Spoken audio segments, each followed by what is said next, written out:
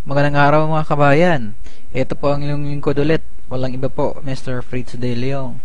Ngayong araw na to mag-aaral tayo tungkol sa technical side ng ating business. Siyempre, pag may mga katanungan yung mga kabayan natin, mas maganda po yung masasagot natin sila. Kaya sana po marami kayong matutunan. Okay, unang gawin po natin is magsisave po tayo ng gateway natin. Ifo-phone book po natin yan. Kung kayo po ay Sun user, ito po ang mga gateways nyo, yung mga number na po yan. Isisave nyo po. Ipapangalan nyo sa phone book is gateway. Kuha lang po kayo ng isang number dyan. Same po dito sa smart. Kung kayo po ay smart user or talk and text user or red mobile user, kuha po kayo ng isang number dito at i-phone book nyo po. Pangalanan nyo pong gateway. Same po sa Globe tsaka touch mobile. Kuha po kayo ng isang number dyan. I-phone book nyo, pangalanan yung gateway. Unang prosesong pag-aaralan natin is paano po mag-load. Ito po yung pangkaraniwang unang tanong ng ating mga bagong business partners. Okay? Ganito na pong gagawin natin. Meron po tayong commands. Ito pong commands na to ay yung LX load command. Alright? Gagawa po tayo ng message. Alright? Tatay po natin tong message sa ating cellphone. LX space load space Technopreneur ID. Ito po yung ID number nyo. Space password or PIK, personal identification key, space product code, space customer's cell phone number. Ito po yung example. LX space load space ID number space password space yung product code na ipapaload po and space cellphone number ng customer. Alright, dito po makukuha yung product code sa price list po natin. Depende po sa product na bibilhin. Ganito po yung common human error. Nalalagyan po ng space dito. May extra space po dyan. Alright. Pag load nyo po sa customer, hindi po yun siya maloload kasi merong sobrang space. Kaya make sure walang sobrang space in between or dito sa huli na hindi po natin minsan nakikita. Yun lang po pinaka-importante doon. Pag tama po yung commands natin, okay, make sure isasend natin yung command na yan sa gateway po. Alright? Pag send nyo doon sa gateway, pag tama yung commands, automatic maglo-load agad yun, walang delay. Alright, isa po yung technique na gagawin natin para hindi kayo mahirapan mag-load since commands po yung gagawin natin is gumawa po kayo ng template or outbox or draft. Right? Save nyo po tong LX space load space ID number space password or PIK. Hanggang dyan lang po. Okay? Para kung may magpa-load po sa inyo, i-insert nyo na lang po tong command na to, insert template hanggang dito po sa password para lalagyan nyo na lang ng product code at saka cellphone number ng customer. Hindi nyo po kailangan mag-type ng paisa-isa. Okay, i-explain ko po sa inyo kung how the mobile system works. Alright. Ito po yung cellphone natin. Ito po yung telco highway. Ito po yung customer or kayo po kung loloadan nyo yung sarili nyo. Ito po yung telco o dito po tayo kumukuha ng product. Let's say ito po yung Smart, Globe, or Sun. Tapos, dito na po yung gateway natin. Alright? Okay, ganito po yun. Kung may magpapaload po sa atin, again, gumagawa po tayo ng command. LX space load, space ID number, password, product code, and customer's cell phone number. Okay? Yan po yung ID number and password. Yan po yung product code. Example, S30X is yan po yung Smart 30 pesos economy load. And customer's cell phone number. Alright, ito po yung gateway. Isa po sa mga gateway ng Smart. Sisend natin yan ngayon. Okay? Dadaan yan sa gateway natin. Okay? I-confirm nyo po kung tama yung ID number, tama yung password, and sufficient po yung balance nyo, yung load wallet nyo. Pag kumpleto po yun lahat, kukuha na ngayon siya ng produkto sa telco, sa smart po, since smart po yung pinapaload na natin. And then, pag confirm po ng telco, loadan niya ngayon yung customer mo. Alright? Loaded. And then, si telco magko-confirm sa gateway natin na si customer is na-loada na. Okay? And then, yung gateway natin is magko-confirm po sa atin. Ito po, one new message from LoadExtreme. Magko-confirm siya na na-loada na po yung customer natin. Again, make sure ng commands na ginamit natin walang sobrang space. Okay? Alright, recap lang. Make sure wala pong sobrang space dito sa huli or sa mga gitna ng commands. Hindi po natin namamalayan kasi pag sobrang space, pag nagsobra yun, hindi talaga maglo-load yung system natin. Ito po yung usually na nangyayari kapag may delay sa pag-load. Di ba po unang-una magsasend tayo sa gateway papunta dito. Pag na-confirm ni gateway na tama yung information, right? Pag send niya ngayon sa telco, pagpalagay po natin yung telco may traffic or may tinatawag nating congestion. Right? Possible po nag-upgrade yung telco office or meron po silang maintenance kaya po lahat ng text messages nata-traffic. Pag ganun po yung nangyayari, syempre hindi po makapag-load sa customer, hindi po darating muna yung load sa kanya.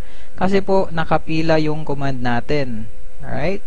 Kailangan po nating intindihin na yung system natin para pong highway. Right? Pag hating gabi po tayo pumupunta ng downtown, syempre mas mabilis po kasi walang traffic. Pero pag rush hour po, matagal pong hihintayin natin sa highway kasi po traffic. Same lang po yung sa commands natin since text po yung command natin, traffic po dito sa telco. Alright? And minsan din kapag may maintenance si telco, kailangan din pong mag-maintenance ng system natin kasi po hindi pwedeng mabilis yung system nila sa atin mabagal. Dapat po pantay yung kabilisan ng ating system at saka yung telco system. Okay? And yung system po din natin, paminsan-minsan kailangan po din niya ng maintenance. Stable po yung system natin, kaya lang po mas mainam na po yung parating nagme-maintenance. Kasi po pag may nasira sa isang server dito sa ating system, damay po yan lahat. So, pangit po kapag yun ang mangyari. Kaya, minsan-minsan po nagme-maintenance tayo. Pangalawang proseso po na pag-aaralan natin is paano po tayo mag-replenish ng load wallet natin. Siyempre po, ginagamit natin yung load wallet natin, nauubos. Kapag naubos, magpa-replenish. Okay, first option, punta tayo ng V-Mobile Office nationwide. Sa Office po, meron pong tinatawag na loading slip. Ito po yun, fill up nyo lang po ng mga informations. Pangalan nyo po, ID number nyo, so wag nang kalimutan yung ID number nyo, cellphone number, amount po na ipapaload nyo, at yung date.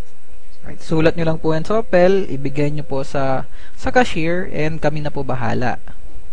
Yun po yung ating first option.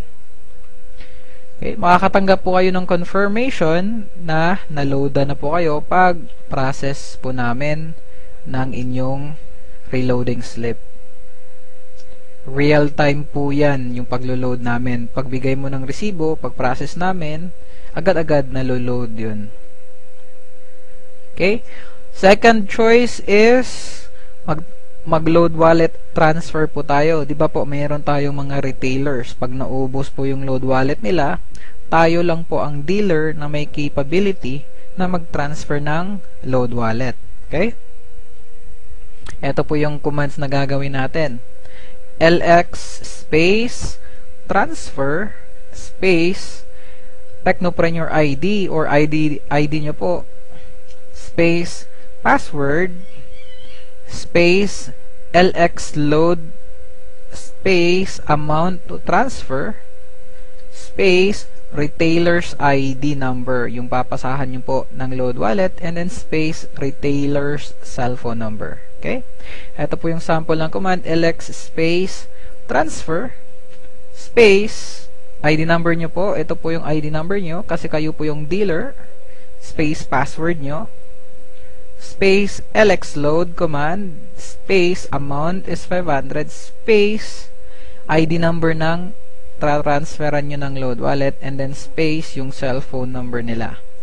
Again po, common human error, make sure na walang space dito sa huling command.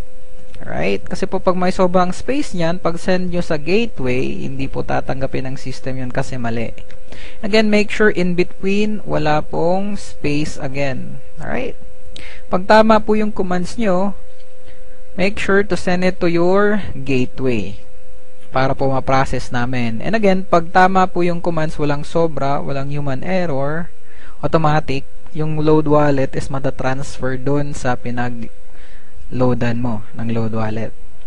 Okay, makakatanggap po sila ng confirmation na naloadan na po sila ng 500. And ikaw po, makaka-receive ka din ng confirmation na nabawasan po ng 500 pesos yung load wallet mo. Update lang po, kapag less than 500 pesos na load wallet yung transaction nyo, may bawas kang piso na load wallet. Pagpalagay natin, meron kang 1,000 na load wallet, tapos nagpa-load wallet transfer yung Tecno user mo ng 300 pesos, yun po yung minimum 300 pesos. Ang mababawas po sa load wallet nyo is 301 pesos. Kasi po, below 500, merong bawas. Pero, above 500 pesos po, wala na pong bawas yon. Third option, online conversion. Alright, for dealers lang po to. Punta po kayo dito sa link, http mylx.biz. Ay, ito po yung website natin, yung website po natin sa marketing. Login lang po kayo using your ID number and password. Again po, for dealers lang po to. Click nyo po yung login. Okay. Ito po yung makikita nyong website. Okay. Click nyo po yung convert earnings. Pag-click nyo dyan, okay, pagpalagay natin, ito na po yung income nyo, 26,000, and meron na po kayong 6,500 na na-withdraw. Right, meron kayong 20,000 pesos remaining. Okay. Pagpalagay natin, i-convert natin yan ngayong 20,000 para maging load wallet. So, lagay nyo lang yung password nyo dito, and then, lagay nyo yung 20,000, and then click submit. Ganito po yung proseso nyan. Make sure na na-convert nyo po yung earnings nyo before 7 p.m. Friday. Okay? Before 7 p.m. Friday. Para po, pagka Wednesday next week, mako-convert na po tong load wallet nyo. Darating na po yan. Pagpalagay po natin na late kayo sa pag-convert. Pagpalagay natin, alas 9 na ng gabi ng Biyernes. So, basically, darating yung load wallet nyo next Wednesday pa po sa makalawang Miyerkules. Alright, just make sure and please remember, always convert your earnings before 7 p.m. Friday para po may load wallet na kayo pagka Wednesday ng hapon. And ito po yung last option natin for fourth option, bank account deposit. Okay, meron po tayong mga bank account ng V-Mobile sa mga accredited banks. Ito pong First Union Bank of the Philippines. Ito po yung account number. Sa BDO po, ito po yung account number. BPI, ito po yung account number. And then Metrobank, ito po yung account number. Pagpalagay po natin, walang malayo po tayo sa V-Mobile office and wala pong mga dealers na pwedeng mag-transfer ng load wallet and then wala pa po tayong income sa marketing natin. So, pwede po tayo mag-deposit sa bangko. Okay? Hindi po yung gagawin natin. First option is Union Bank. Okay? Make sure, kapag Union Bank po yung ni-deposit nyo, make sure to get the bills payment slip. Right? Ito po yung mukha ng bills payment slip.